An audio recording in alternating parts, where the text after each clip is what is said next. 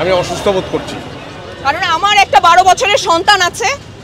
আমি নিজে এই দেশের বাসী, আমার বিদেশে কোনো পাসপোর্ট নাই, আমি এই দেশেই থাকবো এবং এই দেশটা আমার, এই দেশটা আমরাই সংস্কার করব। আপনারা জানতে পেরেছেন অলরেডি।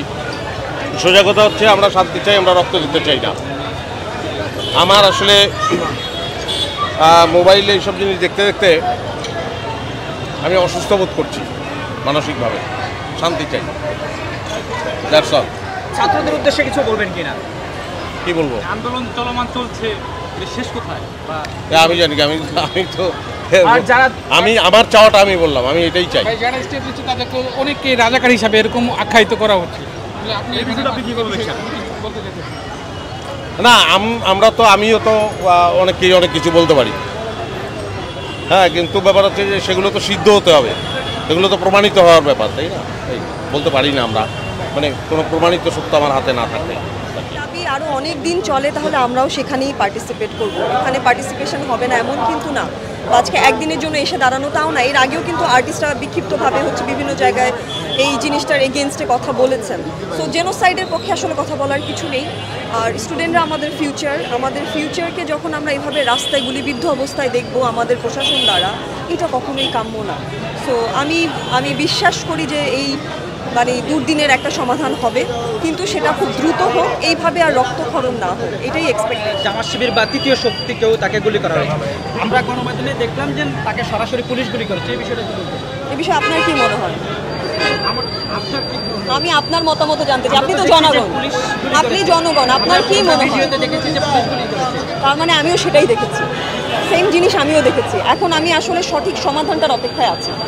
সো আমি এটা নিয়ে কোনো কমেন্ট এই জন্যই করতে চাই না, কারণ হচ্ছে যেটা চোখে দেখেছি সেটাকে অবিশ্বাস্য যদি মনে হয়, তাহলে আমাকে আসলে আরও পরিষ্কার হতে হবে কি আসলে ঘটেছিল।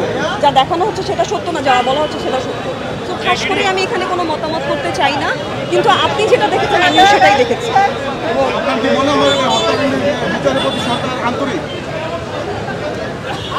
আন্তরিক যদি হতেন তাহলে তো আজকে সবাই রাজপথে থাকতেন না। প্রশ্নের উত্তর আপনাদের সামনেই আছে।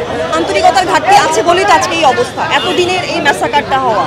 সো সব কিছু মিলে যদি আরেকটু আগে আন্তরিকতা প্রকাশ করতেন বা আরেকটু যদি বুঝে শুনে সিদ্ধান্ত নিতেন, আমার ধারণা এত জেনোসাইড হতো না, এত রক্তপাত। আমি মনে করি আরেকটু এই জায়গায় আসলে বিষয়টা নিয়ে ভাবতাম। আন্দোলন তো চলো, মানে আন্দোলন কতদূর যেতে পারে? আন্দোলনটা যেতে পারে কতদূর? আমি তো ভবিষ্যৎবাণী করতে পারবো না, আমি অ্যাস্ট্রোলজার না। আমার মনে হয় সমাধান না আসা পর্যন্ত সবাই আসলে, যারা আসলে বোঝে কেন, কারণটা কি কারণে আজকে এই অবস্থায়, যাদের বোধ আছে তারা আসলে সমাধান না হওয়া পর্যন্ত রাজপথে থাকবে বলে আমার ধারণা। এখন কবে শেষ হবে, কিভাবে শেষ হবে, এইটা অ্যাকচুয়ালি ফিউচার আর সময় বলে দেবে। এই দায়ভার কে নিতে পারবে? আপনি কি মনে করেন একজন দায়ভার? এই দায়ভার প্রশ্ন সঠিকভাবে করেন, বুঝি নাই। যাদেরকে মারা হয়েছে এদের দায়ভার কে নিতে পারবে? কার নেয়ার কথা? কে মেরেছে, কার নেয়ার কথা? এই প্রশ্নের উত্তর সবাই জানে। আমাকে এই প্রশ্ন ইন্ডিভিজুয়ালি করে কোনো লাভ নাই। এই সমস্ত অহেতুক প্রশ্নের কোনো উত্তর আমি দিব না, যেগুলোর উত্তর সম্মুখীন আছে। সব সংস্থার মধ্যে এটা আলোচনায় আছে যে যারা হচ্ছে গিয়ে এই যে ইনজুর্ড হয়েছে, যারা নিহত হয়েছে, তাদের সঠিক বিচারটা চাওয়ার কারণেই তো আজকে আসলে সবাই রাজপথে নেমেছে, কারণ সুষ্ঠু বিচার হয়নি, আসামিদের নাম ইন্ডিকেট করা হয়নি। সো যেহেতু আমরা এখন পর্যন্ত কোনো সঠিক সমাধান পাইনি, যার কারণেই রাজপথে দাঁড়ানো। সো এইটা এখন সমাধান না আসা পর্যন্ত রাজপথেই থাকে। একটা সিম্পল কমন সেন্সের জায়গা থেকে, আর কিছুই না। এটা নিয়ে আর বেশি কিছু বলতে চাই। সবাইকে অনেক অনেক ধন্যবাদ।